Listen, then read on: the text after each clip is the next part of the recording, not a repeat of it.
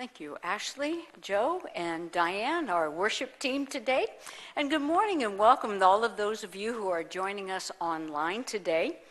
We have been walking through Myrtle Fillmore's book, Healing Letters. And you know, it's always interesting to me how I put these topics and these themes out months ahead of time for me to actually talk about them. So that I think, okay, I have this plan and I'm going down this track, then all of a sudden it's not that track at all. So what happened is we were looking through the book itself, and all of a sudden the question occurred to me, how did Myrtle Fillmore heal? I mean, how did she heal?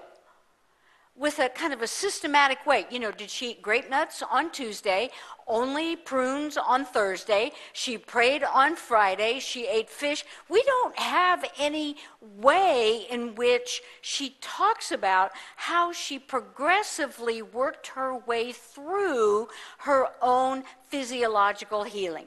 Now, that may be because she didn't want others to emulate it. She wanted people to say, go within and understand healing for yourself and your own way of doing things. It may be that by the time she had become really sort of a well and functioning human being again, it was like, I don't even want to think about that anymore. I'm on to the next phase. It's hard to really say. But in reading her book, Healing Letters, we're trying to kind of get a little insight into what maybe she might have done that we could sort of learn from as she goes through this healing process. After all, we know that it took her well over 2 years. So often we tell Myrtle's story as if it happened overnight. She took 2 affirmations, and in the morning she was well. And also what we tend to forget is that for 43 years she was ill. So that she was not going to turn that around in just a very short period of time. She was very ill from, as you read in Healing Letters, tuberculosis, malaria, all kinds of digestive problems. And not only was she ill, but so was her whole family. So there was a tension in 2 ways in her life. Number one, the tension of her own physical well-being. Let's face it, how much fun is life when you don't feel good? It's not. And then when your family doesn't feel good on top of it, and you don't have the energy or the power or the wisdom to take care of them, think of how she stressed over that. She had 2 very young children who were very dependent upon her, and her physical life is declining rapidly. So we said maybe there's a couple things we might be able to kind of sort through the healing letters to kind of get a feel for what she did.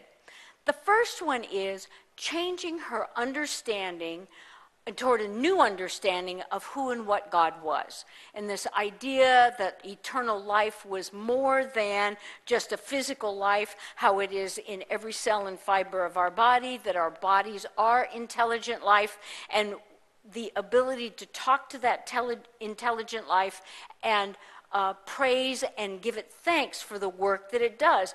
And in sort of the other side of that is learning more about God as a perfect picture of our human reality, which then manifests out into a body form. So there was a lot of work being done on that. We're going to return to that theme in a minute.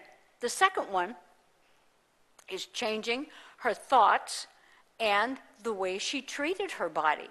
She was very clear, and all of her letters kind of re-echo this theme, that what she had done was called her body weary and old and tired and sick, emphasizing and echoing, of course, what people were telling her about her. She was a sick, emaciated little woman who had the mark of tuberculosis stamped, as she said, upon her forehead.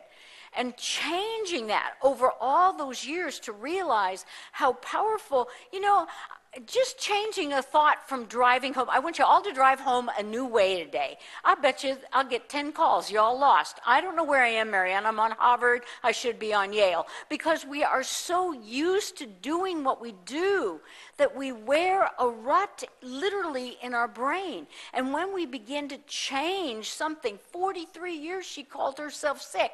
She was not going to change herself overnight to saying, I am well. There was work involved, mental, physical, emotional work. And she began to see how her belief systems were really a part of keeping her ill. And she began to talk about that a lot in her book, that we have to change our thinking, we have to change our beliefs. And the third thing we talked about last week was how Myrtle began to see that within the healing, within the illness, there were gifts. And that as she learned more about the gifts that the illness gave her, she was allowed to let it go. You know, you get a gift and you use it, and then you're allowed to let it go. And so she found for herself that she would begin to appreciate the illness, appreciate the weakness, because when she did that, what she also got was each little tidbit that she felt better, she was so aware of. You know, when we just have that mantra of, oh, I don't feel good today, I'm right. And then something really wonderful happens, we miss it because we're going through our mantra. So what we talked about, just kind of briefly stated last week, was that a lot of these thoughts that Myrtle began to have were not new to Myrtle, okay? They were a compilation of thought. And we called it the New Thought Movement. This was a movement that was happening in the United States. And it was the combination of Christianity and science. All these scientific discoveries that were happening at this time in the 1800s were overwhelming to people. It was just like, could there be anything greater? And the next day there was. And it was like, wow, this is amazing. So this idea of the New Thought Movement begins to make I'm going to call it the foundation from which Charles and Myrtle began their healing journey. So I thought about a great story that I love to tell about the beginning of the New Thought Movement. The New Thought Movement primarily began with a man by the name of Phineas T. Quimby. Don't you love that name? Phineas, Phineas T. Quimby. And he lived in near Boston, Massachusetts. He was a watchmaker and an inventor in the early 1800s. He became very fascinated by this new French healing called mesmerize. A gentleman by the name of Anton Mesmer. Watch. What do we call it today? Hypnotism, of course. But in the early days, it was called to mesmerize. We even still use the word mesmerize from Anton Mesmer. Well, Phineas got really excited. He was publishing books in French, and he was starting to read it and starting to use it. And lo and behold, Phineas began to heal people using mesmerizing techniques, not just simply watch the watch, but using this new form of mental manipulation is really what it was. And he was so very fascinated by this. But there was one problem that poor Phineas had. He was ill himself. Surprise, he had tuberculosis. Does this sound like a familiar story? Well, one day, he was really struggling. You know, tuberculosis is a disease of the lungs. The ability to breathe is very difficult. So he thought, if I could just get out and get some fresh air, maybe I would feel a little better. So he got the horse and buggy out. It was back in those days, And he was out in the park, and he got out of the buggy, but he just thought, I'm just not feeling good. So he gets back in the buggy, but as he's getting in, he loses the grip on the reins. Now, those of us who don't live in horse-drawn buggy era don't understand, but as soon as the horse feels that he's free, where's he headed? back to the barn, right? So all of a sudden, Phineas is sort of hanging out this buggy. The horse is going full tilt boogie back to the barn. Phineas is screaming his head off, sure that he was going to die, either being thrown out of the buggy or that the buggy was going to hit a rock or the horse was, whatever it was. Rapidly, the horse comes down the hill, runs into the barn, and stops. I'm home. What was all that screaming about? Phineas gets out of the buggy and he's like, oh my God, I almost died. And the horse, and he's struggling to explain to people, and he's very articulate, and although he's breathy from the fear, all of a sudden he realized in that moment he wasn't sick. He had become so obsessed with the singular thought of surviving that he wasn't thinking about being sick anymore. And this took his process to a whole new level. So he's got the mesmerizing over here, the hypnosis program that he was working, and now he's beginning to understand that our mind has a tremendous amount of power to change what we are thinking. And so he becomes sort of what we would look at as the pioneer to this new thought movement, because it was a new thought, that your thoughts could have a new thought and replace the old thought. Now, you're saying, well, that's nice, but why is that important? Number one, the first principal student of Phineas Quimby is Mary Baker Eddy. Mary Baker Eddy, the founder of Christian Science. She eventually split from Phineas, and Mary Baker Eddy's student was Emma Curtis Hopkins. Emma Curtis Hopkins eventually split from Mary Baker Eddy and developed a school of metaphysics in Chicago. Well, who went to that school? Charles and Myrtle Fillmore. So these people, you see, and Quimby died in 1866. So this is long before Myrtle's healing. So all of these ideas are sort of in the cosmic soup, if you will, at this moment in time. Mary Baker Eddy wants to call Christian Science hers and hers alone, which ultimately in the late 1800s she did. But before that, it was an understanding by the people who were studying this new thought that it was science and Christianity come together. And it was started out by how we are going to think about God and how we're going to think our thoughts are going to change from a God up there in the sky that's distant and disconnected, and that we are a creation that are worthless and unworthy, to a realization that the divine life is within us. This is a huge shift. This is a huge shift, all right? And so Charles and Myrtle Fillmore, that night when they went to hear Dr. Eugene B. Weeks from the Emma Curtis Hopkins School of Metaphysics in Chicago, the whole circle comes complete. She listens to him and she gets, wow, I am a child of God and I do not inherit illness. I am a child of God and I do not inherit illness. Now, a lot of people in Unity who are ill think that they can just take that affirmation and use it as their own. And they wonder why it doesn't work. But you see, an affirmation has to resonate within you. And there's two parts to an affirmation, isn't there? There is the I am part. There is the I am, that ownership, that I am connected to God. Only I can say I am for myself. You can't say I am for me. I am is the name of God that we see in the scripture. So what the first part of the affirmation is teaching us about is, where's the connection? Where's the connection? I am, and if you, sometimes for me personally, I have to say, I am connected. I am connected, because that's what I am means, but sometimes my brain doesn't get it, and I have to remind myself, I am connected. But the second part of that affirmation, I'm a child of God, and I did not inherit illness. Now see, for me personally, and I'm truly grateful and appreciative, my family's always been well.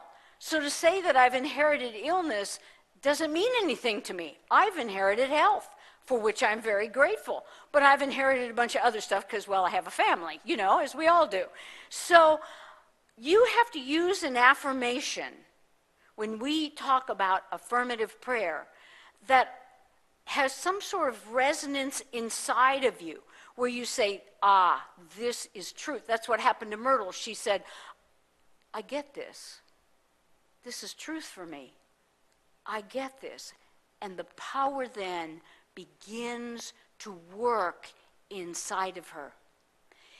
In the early days of Unity, time of Charles and Myrtle Fillmore, remember Myrtle Fillmore died in 1931, Charles died in 1948, there was also a counterbalance. And unfortunately, Unity went through a cycle, as all organizations do, where they began to poo-poo it. But I think it's coming back, and it's an important return to our sort of whole theological perspective. And that is about denial. And there's a misunderstanding, this is why it went out of vogue, a misunderstanding what they were talking about. Myrtle Fillmore was not talking about deny that you have an illness. Myrtle Fillmore was not talking about deny that you have a hereditary disease. She was not talking about denying the fact that, you know, in an accident your leg was cut off. She is not denying the reality of your physical being, whether that be a body, a mental illness, an emotional upset, whatever it might be. That is not what she is saying. The denial part is about denying its power over us. That is so important that you understand, because what happens in our lives is over the course of time we give our power away.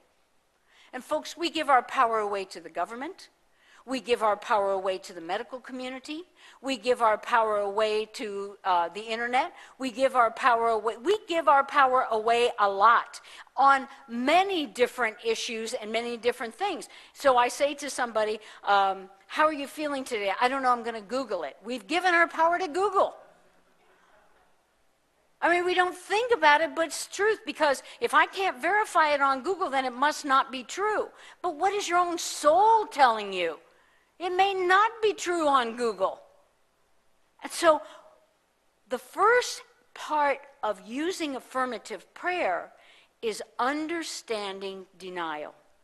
Because what that connects us with is that we begin to understand that the one presence and the one power, that's the word we use every single Sunday, isn't it? There is only one presence and one power. We've given our power away to the external of us. And then we wonder why we can't heal. We have no power. We've got to reclaim that power within us. We've got to understand that the power within us is the power to heal, whether or not it ever looks like a physical manifestation. That's important, right? Because when we reclaim our power, you know what it sounds like first and foremost? And I know you all know what this feels like. When you say, whatever the issue is, you have no power over me. You have no power. You have no power over me. And sometimes, you know, I know in myself I have to get really forceful. And then suddenly there's peace. Where does healing start? If not at peace.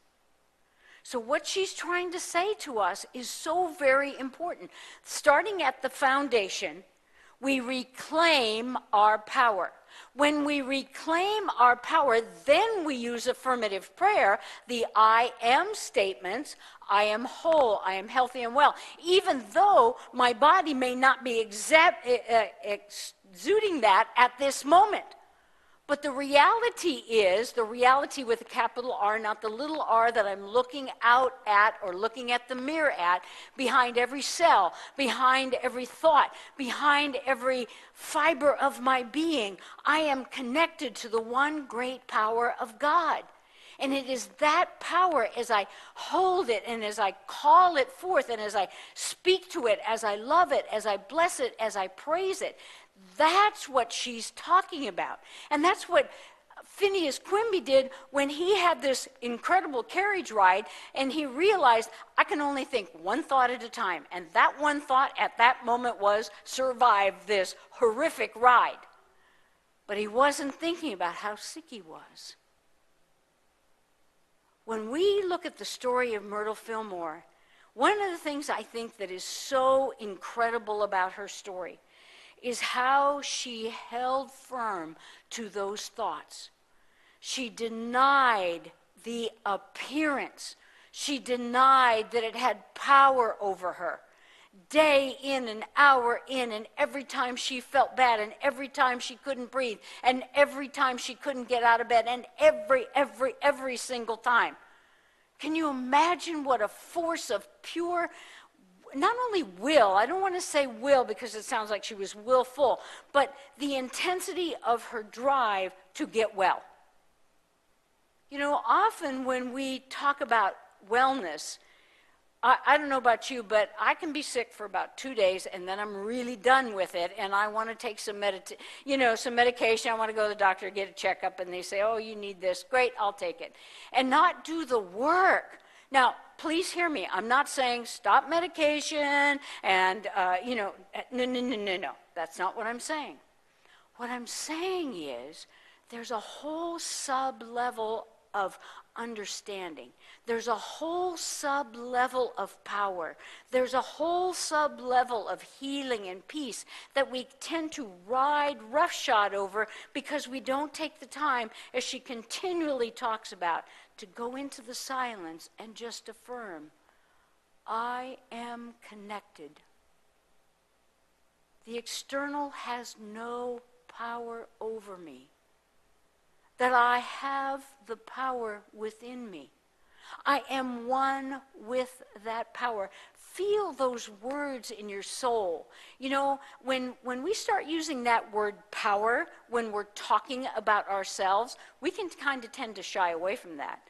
I am powerful. Well, not really powerful. I mean, not powerful like powerful. It was what we say to ourselves.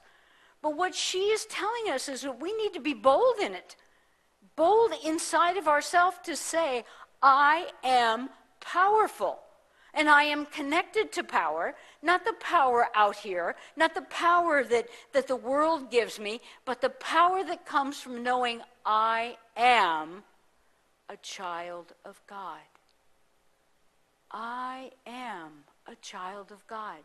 Regardless of what my physical form looks like, regardless of what is happening in the world around me. Anything that we talk about in terms of health, we can talk in terms of prosperity or relationships or any of that thing, those things, because it's an external manifestation of what's happening within ourselves. So as we look at the story of Myrtle Fillmore, I think sometimes one of the reasons she didn't leave a more sort of orchestrated, definitive program of healing is because it was all happening at the same time. And where's the line when she stopped saying, I stopped denials, and then I started affirmations, and then I did this, and then I did that. It's all in the mix. So in the mix of healing is, number one, a gentle reminder. She always talks about using denials like you're sweeping out cobwebs out of the corner. You gently remind yourself, who's got the power? Where is my power from? And when I can discern and feel that rhythmic breathing inside of myself, when I can feel that power that is within me, then the next step of it is to affirm that I am one with that power. There is no power other than the power that is within me. And regardless of how it looks like in a physical form, it still is the manifestation of the power. This is that gift to realize that the journey is, in and of itself, what we're here for. We're here not to have lots of money and be famous and, go on American Idol and all of those kinds of things. We are here for the journey of discovery. And the ultimate discovery is to understand that you and I have the power within. And that connection to the power within is a mystical moment of understanding that we are greater than just a human life, that we are filled with life, and that from this point forward, that power within us will begin to manifest and touch every aspect of our life for the good. So affirmations and denials are not meant to be separated. To deny is to remind ourselves who's got the power, to reclaim it for ourselves, that it is God's power within us, and to remind ourselves through affirmative prayer that I am one, I am whole, I am complete in the power, in the presence, in the life of God. Thank you, and God bless.